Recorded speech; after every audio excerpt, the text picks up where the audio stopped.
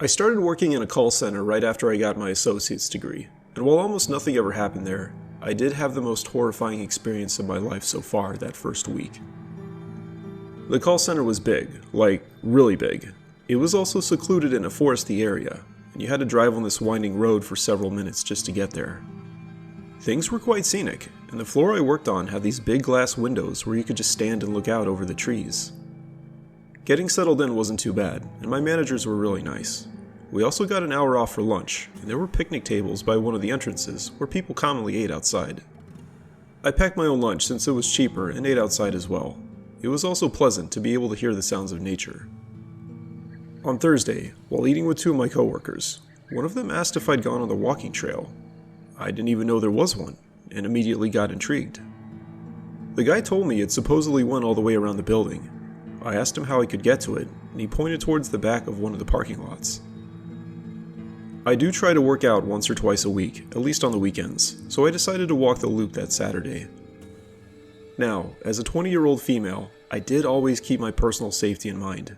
Therefore, I always carried pepper spray. So far, the vibes I'd gotten from the call center made it seem like a really safe area, and it was also very secluded. Hence, late Saturday morning, I drove over and parked near the entrance my coworker had pointed out. As I got out of my car and grabbed my backpack, I heard the wind gently blowing through the trees, along with birds and insects. It was quite relaxing. I'd only seen a handful of other cars when I drove up, so I figured I'd have the trail to myself. Oddly enough, there wasn't a sign or a map. Judging from how big the building was, I imagined the trail would be around 2 miles, and decided if it seemed too far, then I could just turn around. The trail itself looked pretty new, with a strip of paint running down the middle of the asphalt.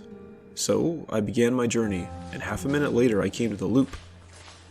I went to the left, which would prove to be a fateful decision. I walked for half an hour before taking a rest on one of the green metal benches that were periodically placed along the trail.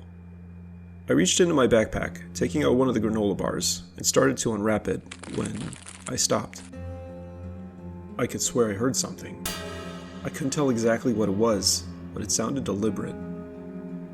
I stayed still for about 30 seconds, waiting to see if I could hear it again, but there was just the sound of the wind in the trees.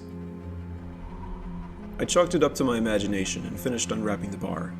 However, after like my second bite, I heard the noise again. This time I heard it more clearly, and it sounded like a footstep. It also sounded like it came from somewhere in the woods. I immediately did a 360 but saw nothing. The forest was rather thick, meaning I couldn't look that far into it. I thought it could be a deer, but for some reason I doubted that, and I decided I needed to leave. I started speed walking in the same direction as before, since I thought I was more than halfway around the loop. All the while I tried to stay quiet and kept checking my surroundings. Another 10 minutes or so passed, and I figured I had to be getting back to where the trail led to the parking lot. I was starting to get paranoid, partly because I hadn't seen a single other person on the trail, and because the forest closing in on both sides meant it was secluded. Also, even though I was reasonably sure there weren't any bears in this area, I didn't know that with 100% certainty. I did another 360, and that's when my heart sank to the ground. There was a man standing on the edge of the trail 50 feet behind me. Now maybe he could have just been someone else taking a walk, but based on the fact that he was right at the edge of my field of view given the curve of the path, it seemed obvious he was trying to stay hidden.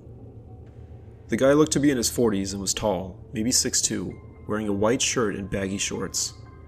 I had frozen in my tracks, and immediately the man walked to the middle of the trail and smiled and waved his hands. He didn't say anything though.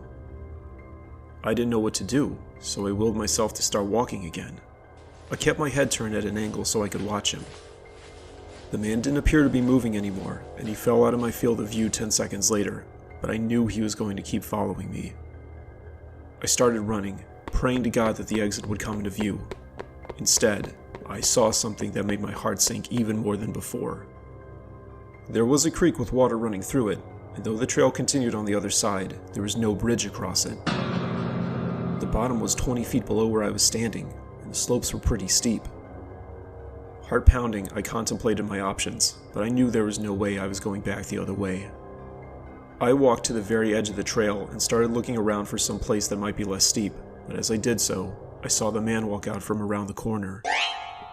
Now I knew he had to be following me, since the only way he could have gotten here so fast was if he was running just out of sight behind me. Everything felt surreal, like this was some kind of nightmare, and that's when I noticed his expression. It wasn't the smile from earlier, now he was frowning. It also looked like he was holding something in his pocket. Like before, he was only like 50 feet away, so there was no time to think. I sat down on the edge of the slope and went down feet first, holding my arms to the sides to help stabilize. I managed to get down alright, but a second later the man's face popped out over the top of the hill. He seemed more upset, and his eyes were completely deranged. I started splashing through the water, which thankfully was only 2 feet deep at most, and though I tripped once or twice, I didn't sprain anything and got back up. A moment later I heard a splash, and knew that man was right behind me. When I made it to the other side of the creek, I began clawing at the dirt frantically, trying to pull myself up. I'd never done any mountain climbing in my life, but miraculously I was able to hoist myself all the way up.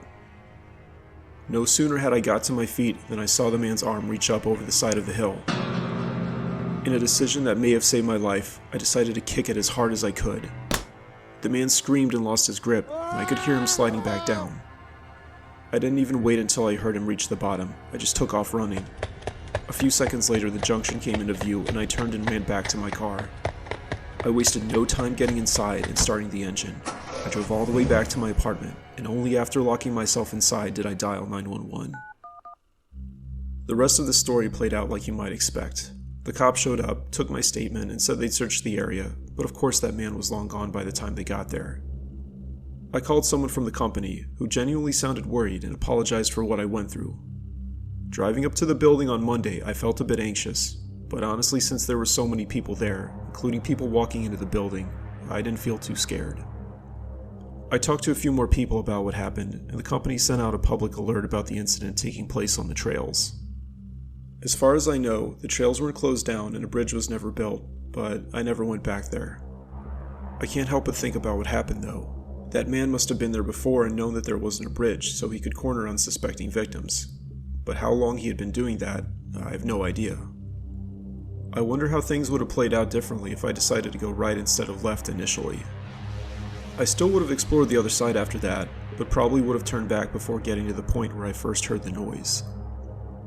But, more disturbingly, I wonder what would have happened if I hadn't noticed the noise, which I assume was the man sneaking around in the forest. If I had gotten to the creek and turned around, and that man had taken me by complete surprise, would I still have gotten away? I was kind of a loner growing up and didn't hang out with a lot of people at school.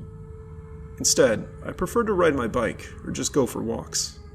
Our house was in a relatively new subdivision in this woodsy area, and though there weren't any hiking trails, some of the roads did go pretty deep into the forest. One day after school, I got on my bike and started riding down one of the roads near the edge of the neighborhood. It occurred to me that I'd never gone all the way to the end. For some reason, that idea really intrigued me. It was like 4 o'clock, meaning that I'd have to be back for dinner in an hour, so I figured there was probably just enough time to reach the end. We didn't live in a super hilly area, but as I kept riding, the road started sloping downwards. The next section had a lot of different stripes and lines in the middle, so maybe this was where road painters came to practice or try out the equipment.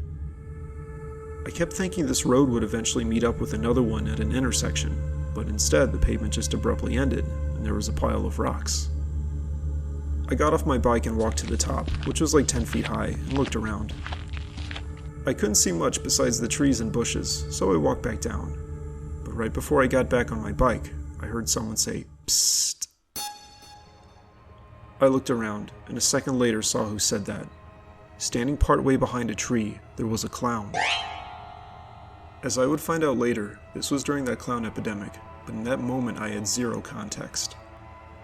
I also had no idea what to say or do, so I just stood there frozen.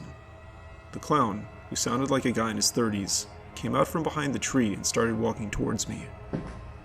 He had the full outfit on, including a shirt with colorful buttons, those oversized suspenders, and big red shoes. He also had face paint and a red nose. "And what's your name?" he asked in a half-joking way. But in addition to this being insanely creepy, there was something else off about his voice. Like, he was trying to make it sound more high-pitched for some reason. I didn't say anything, but finally found the will to get all the way back on my bike. In true stalker fashion, the guy asked, "Leaving so soon?" Then, in what is still the most terrifying moment of my life, the guy full-on sprinted towards me. I started pedaling, but it was too late. The guy grabbed one of my handlebars and I fell off the other side. This psycho kept joking around and made the gesture of wiping tears from the corner of his eyes while he said boo-hoo. Adrenaline ran through my veins, and before I knew it, I had picked up one of the rocks and hurled it towards him. It hit the clown square in the chest with a satisfying thud, and he screamed and let go of the bike. I wasted no time grabbing it and pedaling like my life depended on it, which for all I knew it did. I didn't turn around, so whether that clown was still there or running after me, I have no idea. I made it back home in 10 minutes flat, and when I told my parents, they started freaking out. My mom immediately called the cops while my dad went to get one of his hunting rifles. The cops showed up 5 minutes after that, and after me giving them a brief statement, they told us they'd searched the area. Unfortunately, they didn't find whoever that was. My parents forbade me to ever ride my bike outside of our neighborhood again, unless one of them was with me, and obviously I never went back down that road. Now, maybe you think that story ends there, but sadly it does not. About 2 months later, when I was walking back from the bus, I noticed a red object on our front porch. It was a clown nose. My body tensed up immediately, and I quickly scanned the bushes on the side of our house for anyone hiding. I didn't see anyone, so I quickly got out my keys and let myself in, then locked the door behind me. My mom was already home, and when I told her what I saw, she started freaking out. She actually called the cops again, and they came and took another statement. They also took the nose, but I have no idea if they opened or reopened any kind of investigation. Given that this was during the clown epidemic, I think it's possible, maybe even likely, that those were two separate events. But if not, then that means that that crazy person knew exactly where I lived. And if he was willing to knock me off my bike, I can only assume he would have done worse. In the end, I'm just glad I could knock him down with that rock, and that he never showed up outside my bedroom window. I grew up in the suburbs, and we had a lot of nature preserves surrounding our town. Though we weren't hardcore mountain bikers, my best friend Jeff and I would frequently ride our bikes, exploring the different trails. We almost always had a good time, but there was one adventure and one encounter that was downright terrifying. It was late in the afternoon on a Saturday, and we were riding a few blocks away from our neighborhood. This was where the blocks of houses started to border one of the big wooded areas. Storm clouds were building in the distance, and somehow that added to the sense of exploration. Eventually Jeff and I came to a road without any houses on it that seemed to cut between two neighborhoods. We were immediately intrigued and turned down it. 30 seconds later we passed by the end of the neighborhoods on either side, but the road kept going. Now we became obsessed with finding where it led. The road was mostly straight, with some gentle curves, and after a few minutes we lost sight of the houses. Soon after that, we came to a T-junction, with the other road also leading out into the wilderness. Jeff wanted to take the side road, but I insisted on going straight. Eventually Jeff agreed, but not even a minute later we came to another intersection, this time a four-way one. It dawned on us that this was probably a neighborhood that just didn't get built for some reason. Like, maybe some company bought the land and started building the roads but then closed it down before it could build any houses. Or maybe the city bought it back and made it part of the nature preserve. We didn't know, but as we never explored a place like this before, we were extremely curious to ride around it. There was a canopy of trees overhead, and combined with the storm coming in, the light was already starting to fade. We knew we had to head back soon, but Jeff and I really wanted to reach the end of the road. After 10 minutes of pedaling, we finally saw those orange and yellow barricade signs. Jeff and I started shouting to each other that we'd found it, and we got off our bikes and walked up to them. There really wasn't anything to see though. The road asphalt abruptly ended, and there was just more forest beyond that. I started joking around when all of a sudden Jeff shushed me. Then he said, "Dude, do you see that?" At first I was sure he was joking, but then I looked where he was pointing. There was something motionless in the road behind us. It was pretty far away and also kind of dark now, so we couldn't make out what it was, but we knew it wasn't there a minute ago when we rode by. Jeff said let's go, and we got back on our bikes. Jeff and I debated about whether or not to ride back by that thing or to cut through the forest. Since we were on our bikes and the woods here were kind of dense, we decided to stick to the streets. My heart was racing, and as we pedaled forwards, our eyes were locked onto that object. As we came closer, we saw it was a big black tarp and instinctively sped up, expecting someone to jump out and lunge at us. But they didn't though. Jeff and I slowed back down when we thought we were far enough away. We looked back, and that tarp was still exactly where it was. Jeff told me he thought maybe the wind blew it, but even with the storm coming in, I didn't think there was enough to blow something like that into the middle of the road. As we continued to pedal, our fear gradually subsided, but when we were almost back to the neighborhoods, my heart sank. There were 3 people standing in the road, and a group on one side. Based on how they were standing equally apart, we knew they were trying to block our way. And then, in a moment that still burned into my retinas, the guy in the middle of the road pulled out a large knife from behind his back. Adrenaline kicked in, and there was no time to think. Jeff and I barreled forwards, aiming for the space to the side of the person furthest away from the group. All of them started to shout and wave their hands, but thank God they didn't move fast enough. Jeff and I cleared the person with like a foot, and though we heard them running after us, we didn't stop and didn't look back. We rode all the way back to where this road connected to the main one, and only then did we turn around. Of course, every last one of them was gone. Jeff and I were pretty out of breath, so we had to slow down, but the gentle rain that started falling helped to refresh us. Luckily, we made it back to our neighborhood without incident. We only lived a block away from each other, and only split up when both of our houses came into view.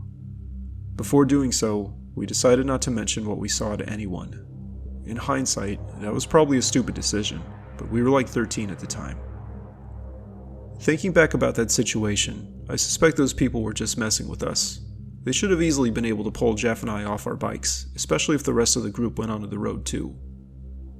My guess is it was all a prank, though we didn't see anyone filming. I also don't know what the point was of putting that tarp in the middle of the road right by the end. Were they hoping we'd get scared and race all the way back to the entrance, only to be too tired to escape? In any case, Jeff and I never rode our bikes back to that location again, and, on the off chance that those people had more sinister intentions, I'm glad we never found out what they were.